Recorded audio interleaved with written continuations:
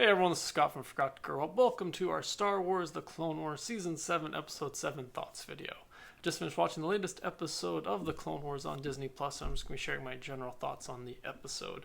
In this episode, we continue the storyline with Ahsoka, Trace, and Rafa, and in this episode, we follow them having just been captured by the Pikes in the last episode, and they're in prison in this one, and they spend pretty much the whole episode trying to get out of prison, which is what happens when you're a good guy in prison.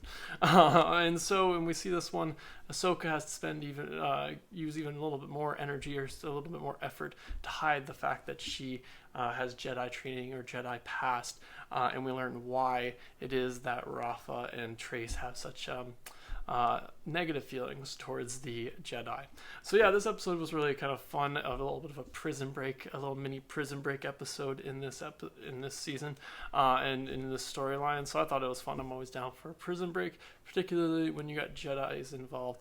And so I like that that Ahsoka still has to hide the fact that she has this past, but we also learn a little bit more why, because she even questions them, like, well, what if I was a Jedi? And they're like, oh.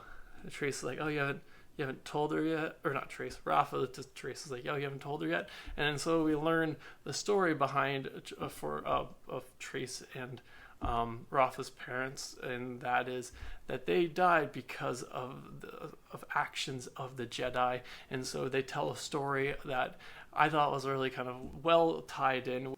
So yeah, we hear the story of Zero the Hutt's escape, which we did see in, I can't remember if it was the pilot episode for the season or the mini movie that kind of was the kind of, in a sense, was the prequel, or not the prequel, the pilot for the animated series.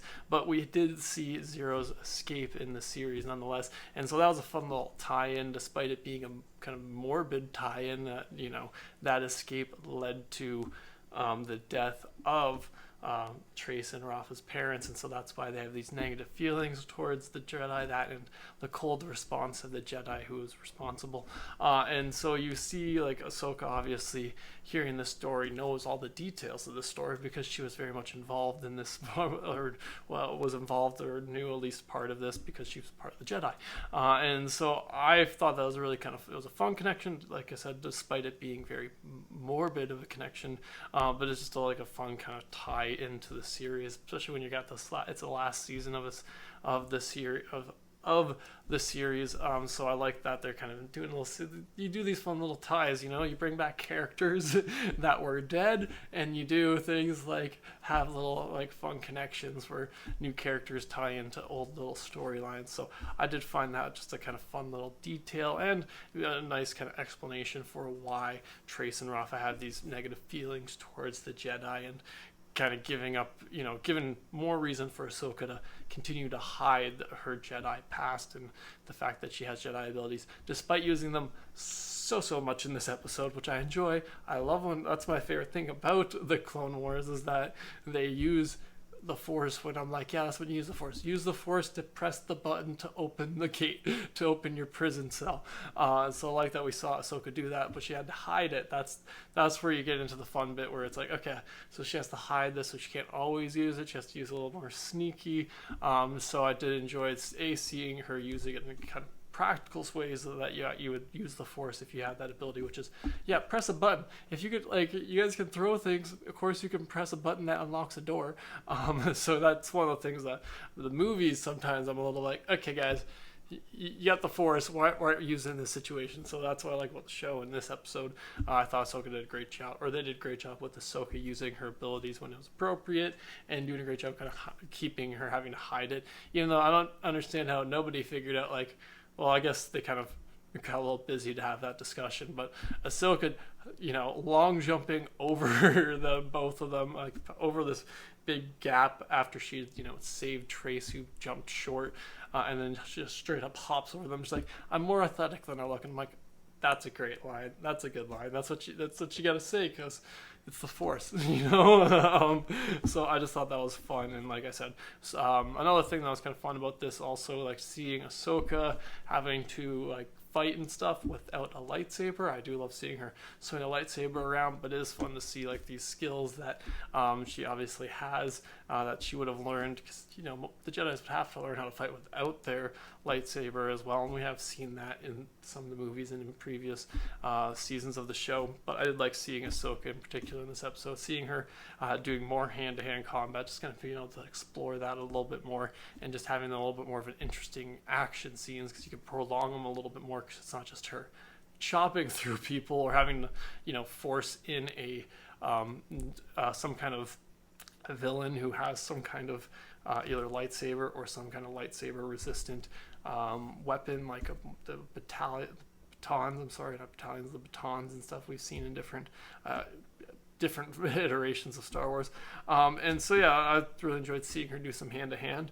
The one last thing before I get to the end of it was they had a little, I don't know, Easter egg, but a little like, okay, this is like definitely bringing up maybe what the next storyline is, or something that's going to happen in next episode, which is we see 3 Mandalorians, and they appear to all be female, because from the voices at least it seems that way.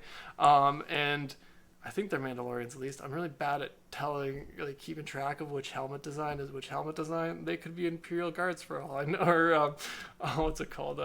Senate Guards for all I know. But no, I'm pretty sure they're Mandalorians. We see just 3 of them kind of skulking about a little bit, and they're tracking the situation with Ahsoka and the sisters, and so they make note of that, and that's all we get of it. It's just a little thing. So obviously that seems like they're setting up for them to show up next episode, probably to help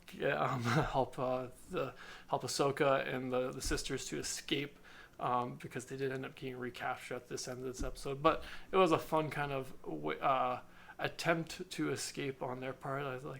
I love that one thing about Star Wars is apparently it's just vehicles always lying about with no keys or anything that anybody can just take, and they all have blasters, because Ahsoka just hops on something, and I'm like, I've never seen that thing, and I thought it was like a forklift type thing, and then it turns out that it also had a blaster on it, and I'm like, what is that thing?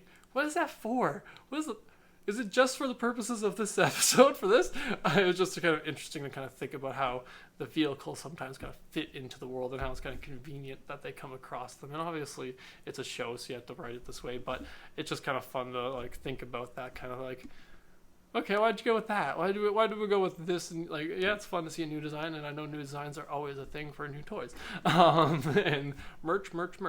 But other than that, I thought it was kind of just an interesting thing, because I was like, oh, when Ahsoka first gets on it, I'm like, and it didn't look to me like something that would have a blaster on it or a laser gun thing on it, but then it does, and I'm like, okay, well, this changes this. That actually reminds me of my last little point, which is they have no problem killing Pike soldiers and guards in this whatsoever. Just for Trace at one point just taking out guards like nothing, and I'm like, are these guys not trained? Does she have some kind of training that are the is the Undercity of Coruscant a lot tougher than I thought, and she's just got some badass training where she can take these guards that they seem like they're guards. I guess maybe they're more thugs, but even thugs are supposed to they're hired for a reason. And she just takes just in a room full of them, and she just takes one of their guns and just starts shooting them all. And I'm like, okay, girl's got skills. That's fine. I don't have a problem as much with that part as I'm like, this is very Stormtrooper-esque with these guys. I guess what it comes down to is that good guys are good at shooting, bad guys aren't good at shooting.